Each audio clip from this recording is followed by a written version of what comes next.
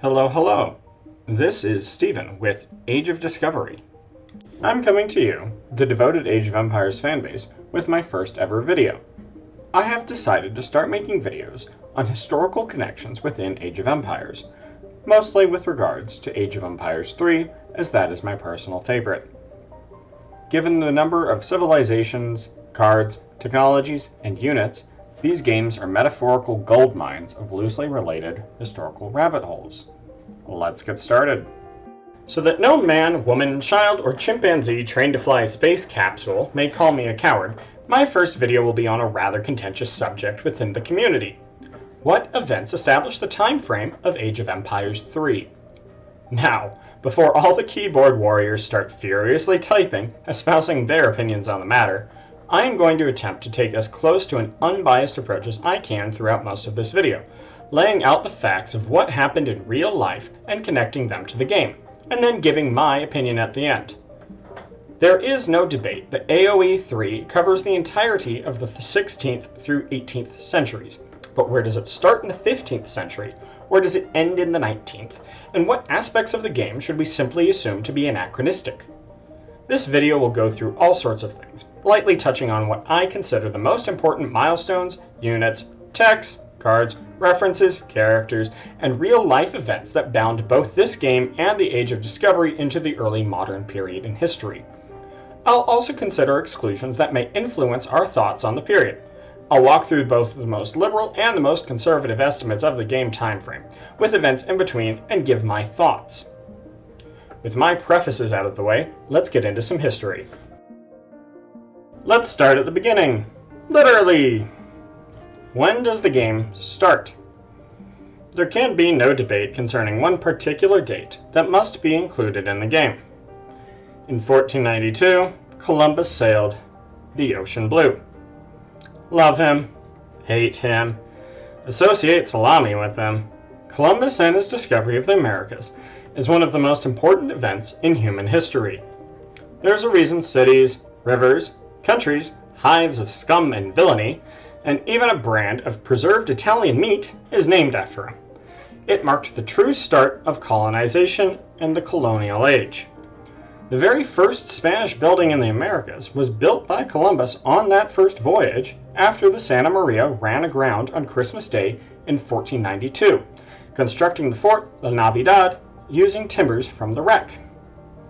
While detractors may argue that Columbus is unimportant as the Americas would have eventually been found given Portuguese exploration of the western coast of Africa, or that he should be stricken from the history books for his role in starting the colonization of the Americas and thus complicit in all the terrible after effects, Columbus and his explorations are pivotal moments in history. The decimation of the Native Americans, chattel slavery, the Columbian Exchange, the Enlightenment, the expansion of the middle class, currywurst, and even the very game of Age of Empires 3 would not exist if not for this event. Given that Age of Empires 3 at launch was a game about European colonization of the Americas, and even in the current version of Age of Empires 3 Definitive Edition, with all the new civilizations that we have today in 2023, the premise of major powers extending their influence across the globe is still a fundamental aspect of gameplay. Thus, the seminal moment of the Age of Discovery must be included within the game's time frame. That beggars the question, is there an incontrovertible date that is earlier than October 12th, 1492? Let's get the craziest date out of the way. 1142. Does this make any sense given the scope of what the game covers? No. Then why do I include it? Because according to the legend of Hiawatha, and not the Longfellow poem, the real one, the Iroquois, also known as the Haudenosaunee, were persuaded to join into a confederacy by Hiawatha during a solar eclipse that some researchers assert can be dated to August 22nd, 1142. What does this have to do with the game? Hiawatha is the Iroquois AI leader. So, if the researcher's date is to be believed, the widest date range starts at 1142. Do I buy this as a start date? No. There's a few reasons. For one, this is an ongoing debate. Other researchers contend that it was an eclipse in June of 1451, and those aren't even the only two dates proposed by Western historians. For two, Hiawatha is a legendary figure. Attempting to nail down when Hiawatha lived is fraught with difficulty. Fundamentally, it doesn't change the broader scope of the game. It has nothing to do with great power struggles, or clashes between continents, or gunpowder weapons. So with all of that, why did I include it? Well, because it's interesting. It's fascinating to think that we may be able to date an event 900 years later with only the description of astronomical phenomena recorded in an oral tradition. And hey, if any Age of Empires 2 mains are listening, now you've got some ammunition to use when demanding the Iroquois be added as a civ. So now that my random aside is concluded, and deeming Hiawatha to be anachronistic, or simply there because he is the legendary founder, back to the matter at hand. Okay, so what's the earliest date that we can consider Age of Empires 3 to start at? My answer? 1419. Now, I know that many of you are thinking, what? There's no way. Age of Empires 3 doesn't have trebuchets or European castles. He's wrong! To that, I reply, dude, calm down. This is a video about a niche RTS game. And also, the Spanish attempted to build a trebuchet at the Siege of Tenochtitlan in 1521, and no one will question that event being within the Age of Empires 3 timeframe. Okay, so back to 1419. So what defines this maximum boundary? The answer is China, or more specifically, the Chinese campaign.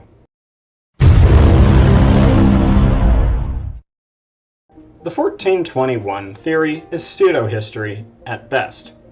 There is exactly zero evidence of a Ming treasure fleet reaching the Americas, assuming, like me, you don't believe one nutjob in Oregon who claims to have located a treasure fleet wreck using divining rods. But it does factor into the Age of Empires 3 timeframe, which leans in on the 1421 theory just for the fun of it. Much as there was never a war between the Illuminati and a Scottish knight over the Fountain of Youth, this fanciful tale of an attempted Chinese coup of the Aztec Empire didn't happen. It's historical fiction. There is more overt fiction that comes into this game than in other Age of Empires titles. Regardless of whether or not it occurred, it didn't. Age of Empires 3 has had the 1421 date established in-game since 2007, with the release of the Asian Dynasties, as Captain Huang and Lao Chen, who may be the greatest character in RTS since Lahir. They are mercenaries, scoundrels, and should be boiled in their own juices. Lahir's sword is not bloody enough. Embark on what is linked to the Ming treasure fleet's sixth voyage in 1421, which is known to have traveled as far as Mogadishu in modern-day Somalia. They then go on a merry expedition to the vaguely Aztec Empire in Central America before leaving after cleaning up their mess so that, hopefully, no one will even know we were here. So with the 1421 date as the earliest one from the campaigns, why go any earlier? Henry the Navigator is the answer. He serves as the Portuguese AI personality and lived from 1394 to 1460, and despite being the driving force of Portuguese exploration, never went further from Portugal than Morocco. The island of Madeira, off the coast of Africa, in the Atlantic, today mostly known for its wine, up until 1419 was known mostly under the auspices of legend, with various civilizations having infrequent contact with the uninhabited island, with some potential references from Plutarch during the Roman Empire, with potential archaeological evidence indicating visitation from the Vikings around 1000 AD. But we don't consider Leif Erikson in Newfoundland to be the start of AOE3. What distinguishes the Portuguese discovery of the Azores as part of Age of Empires 3? The answer, which really should surprise no one, is colonization. In 1418, a Portuguese vessel exploring the coast of Africa in the service of Mr. Navigator made landfall on a small island called Porto Santo purely by accident. The difference from Mr. Erickson is they went back in 1419 and set up shop permanently. Having set up a small settlement on this tiny Atlantic island, they spotted the island of Madeira nearby, where colonists attempting to flee the Black Death in Portugal happily settled in 1420. And with that, the first land not known conclusively or mapped by antiquity was discovered, bookmarking the fledgling start of the Age of Discovery. Between the 1421 date of the Chinese campaign, the first baby steps of European explorers into the Atlantic, and the inclusion of Henry the Navigator as the Portuguese AI leader, there is enough evidence for one to assert that the start date of Age of Empires 3 is around 1420. But wait, you say? That's dumb! The Chinese campaign is pseudo-history, and you stated earlier that you won't consider another AI personality as evidence, so why consider Henry? So let's put those potential points of evidence to the side for now, and move on and see what other old things lie in the game. Let's examine some old units and technologies to see what fits. Starting with some units, some of the most archaic ones lasted longer than you might think. Longbows were still a significant force through the War of the Roses, used to great effect in 1513 in the Battle of Flodden, and known to be used in combat up until 1644. Bohemian mercenaries used war wagons or Hussite wagons as late as 1504. Chuko were used into the 18th century, and pikemen were a prominent component of Cromwell's new model army in 1645. Landsknecht, the elite ones were known as Doppelsoldners, literally double soldiers for receiving double the pay of other soldiers, were used up until the 1560s, featuring prominently in Charles V's army in the 1520s. Rodoleros made up most of Cortez's army during the conquest of the Aztecs.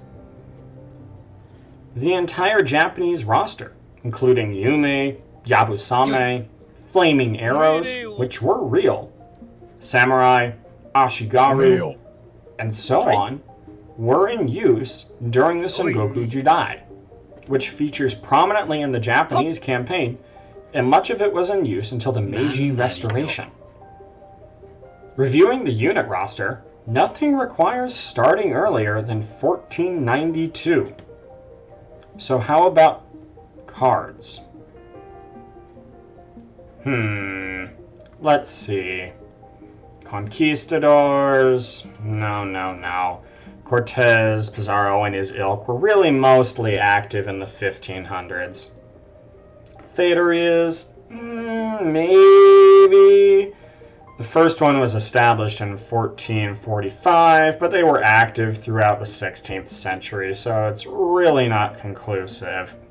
Lobelia Rock Church? Nah. Well, they were carved in the 13th century. They're still in use today. Marco Polo voyages? Not likely. While it references the 13th century explorer, it is most likely a reference to how Marco Polo inspired voyages, including a certain Colombo. Reconquista? It ended in 1492, so it doesn't get us any earlier than Columbus, as the end of the Reconquista was with the conquest of Granada, and that freed up capital that actually paid for Columbus's voyages. Aha! We have something. An Age 2 card, Onin War. This is a reference to, well, the Onin War. This was a war from 1467 to 1477 that started the Sengoku Jidai, sending Japan into a period of civil war lasting for almost 150 years. Ooh! And another! Yumen, which, given the card only affects longbows, is it reference to yeoman archers, the landed commoners, or professional soldiers who were required to be proficient with the longbow, and the presence of these experts resulted in longbows being dominant forces in the 100 Years' War. But wait, you say, the 100 Years' War was medieval. It's anachronistic. To the game!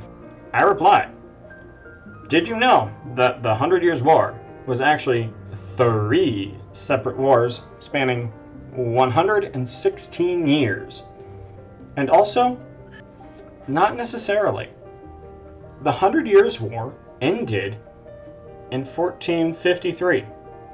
While yeoman is a tricky one to place given the vagaries of medieval society and the overlap between yeomen as an armed force and yeomen as a class, text sources in the 1460s indicate that yeomen were considered a social class with good income that were required to serve as archers, and that goes potentially as late as 1549.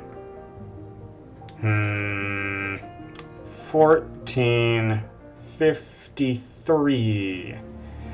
That year seems familiar. What else happened that year? I know. Let's go ask my friend Constantine the 11th over in Constantinople. He's the Byzantine emperor, so he'll be up to date on the current events.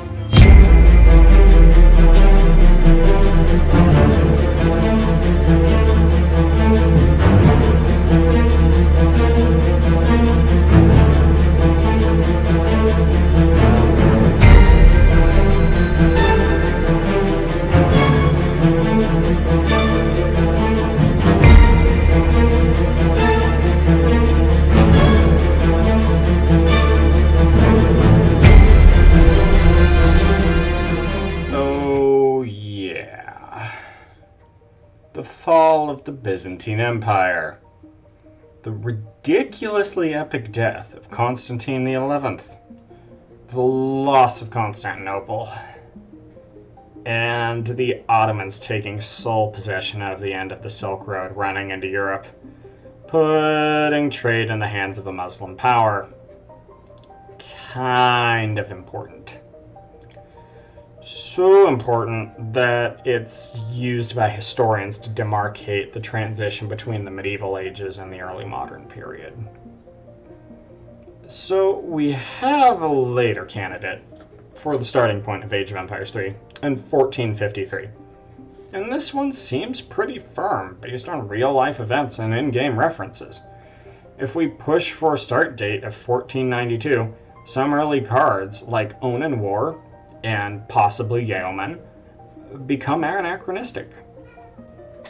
And it ignores a pivotal time in history, with the start of the early modern period, with the fall of Constantinople, that had direct impact on the Age of Discovery, as Europeans began looking to the sea for other routes to East Asia to avoid having to go through Ottoman trade lines and their markups.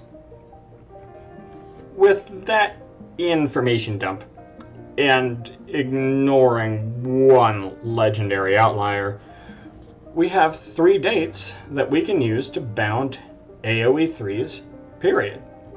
A liberal date of 1419, which considers all in-game references that can be nailed down, and covers the entire Age of Discovery. A moderate period of 1453, that includes all real events referenced in-game, and covers everything after the loss of Constantinople. And a conservative date of 1492, which ignores the more ancient card references and 2 older AI personalities. Great! But wait! There's more! But it will come later. To keep your minds fresh and internet-honed short attention spans focused, we will resume the investigation into the potential end dates of Age of Empires 3 in the next video.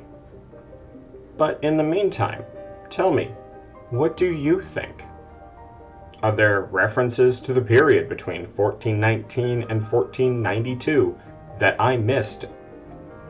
Do you have any evidence to dispute the dates that I provided? If so, please let me know in the comments.